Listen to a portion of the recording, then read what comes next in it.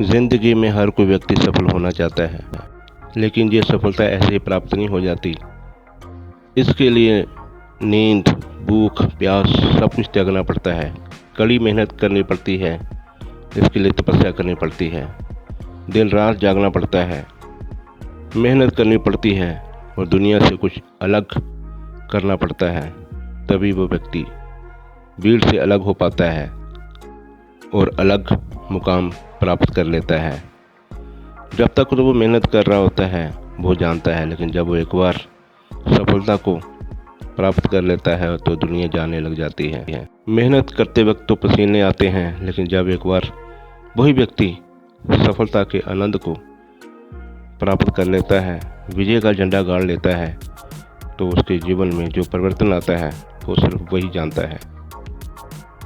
जिन लोगों ने भी सफलता हासिल की, उन्होंने कुछ दुनिया से हटके किया, और वो जो हटके किया उन्होंने अपने जीवन में अपनाया था। लगातार उन तथ्यों पे काम किया, उनके ऊपर चले, तब जाके सफलता हासिल हुई।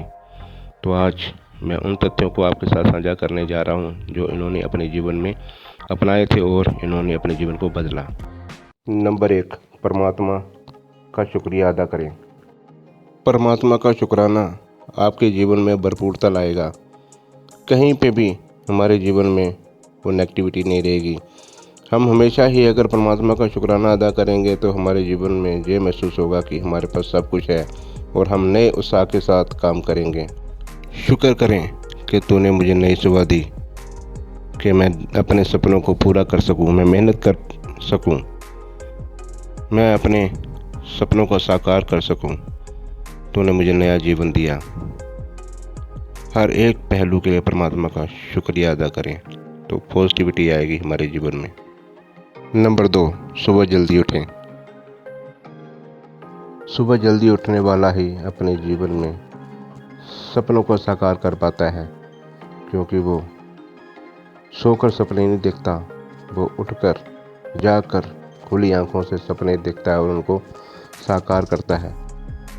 वो मानता है कि अगर सपने पूरे करने हैं तो उठना पड़ेगा, चलना पड़ेगा, तभी लक्ष्य हासिल होगा और जीत कदमों में होगी। नंबर 3, डेली एक्सरसाइज करें। रोज़ाना व्यायाम करें, क्योंकि अगर हम रोज़ाना व्यायाम करेंगे, एक्सरसाइज करेंगे, प्राणायाम करेंगे तो हमारा तन, मन सब कुछ स्फूर्ति पूर्वक होगा, चुस्त होगा, निठल्ला नहीं होगा, क्योंकि हमारे शरीर को आदत बन जाएगी कि मैंने कुछ काम करना है, तो वो अपने लक्ष्यों को हासिल जल्दी करेगा। लेकिन हम देखते हैं कि अगर हम कोई व्यायाम ना करें, एक्सरसाइज ना करें, कोई प्राणायाम ना करें तो हमारा शरीर निठल्ला हो जाता है, भारी भरकम होना शुरू हो जाता है। तो अगर हम अपना शरीर ही नहीं हिला पाएंगे तो हम अपने लक्ष्यों को कैसे हासिल कर पाएंगे। तो हमेशा डेली व्यायाम करें ताकि हमारा शरीर तंदुरुस्त हो, चुस्त हो। नंबर 4, किताबें पढ़ें। किताबें पढ़ने की आदत डालें, क्योंकि किताबें हमारी सबसे बड़ी मित्र होती हैं।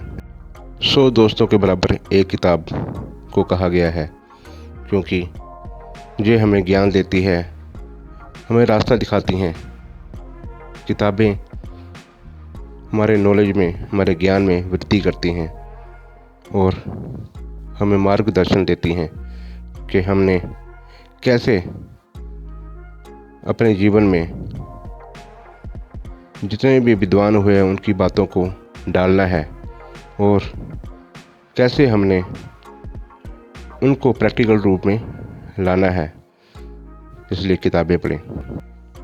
टाइम टेबल बनाएं। टाइम टेबल बनाएं, समय सारणी बनाएं कि मैंने कौन से समय पे कौन सा काम करना है।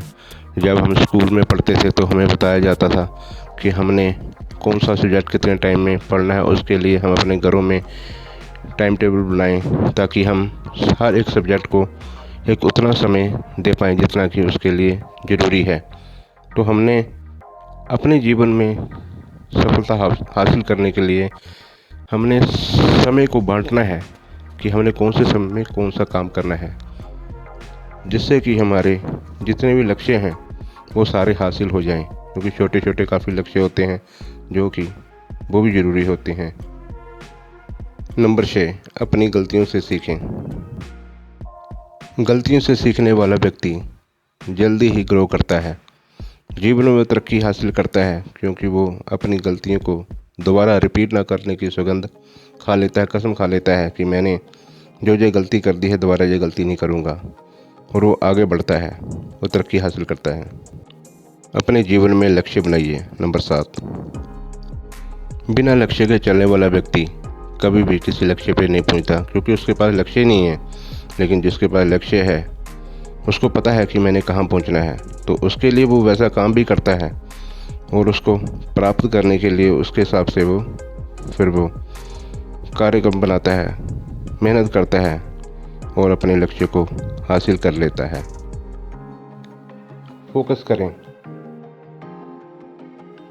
किसी भी दूसरी बात के ऊपर ध्यान केंद्रित नहीं करना। अगर करना है तो हमने जो एम बनाया है, हमने जो लक्ष्य बनाया है, जिसको हमने हासिल करना है, हमने उसी की तरफ हमने फोकस करना है, तब जाके हमारा निशाना सीधा लगेगा। नंबर 9, अपने काम को प्यार करें।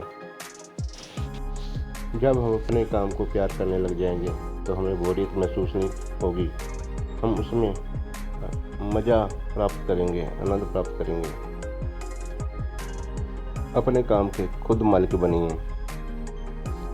अपने काम के मालिक बनिए, चाहे आप जॉब कर रहे हो, चाहे बिजनेस कर रहे हो, चाहे कोई भी काम कर रहे हो, चाहे पढ़ाई भी कर रहे हो, तो अपने काम के मालिक खुद बनिए, क्योंकि हमें पता होता है कि हमारे काम में कहाँ क्या कमज़ोरी है। हमने उस हिसाब से हमने उसको मैनेज करना है और उसको कंट्रोल करना है। हम दूसरे की डायरेक्शन पे अगर काम किया तो हम दूसरे की डायरेक्शन हमेशा ही सोचेंगे कि मुझे मिलती रहे, लेकिन अगर हम खुद अपने काम के मालिक बनेंगे तो हम अपने काम को अपने हिसाब से अंजाम दे पाएंगे, और हम एक्सपीरियंस लेंगे कि हमने आगे इस काम को कैसे सक्सेसफुल करना है, कैसे हमने अगले काम को हमने अंजाम देना है। जिम्मेवारी उठाइए, अपने काम की जिम्मेवारी उठाइए।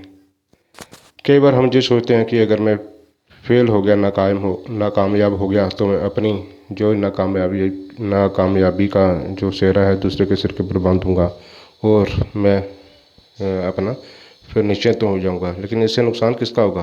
मेरा खुद का होगा। इसलिए हर काम की हार और जीत की जिम्मेवारी अपनी लीजिए।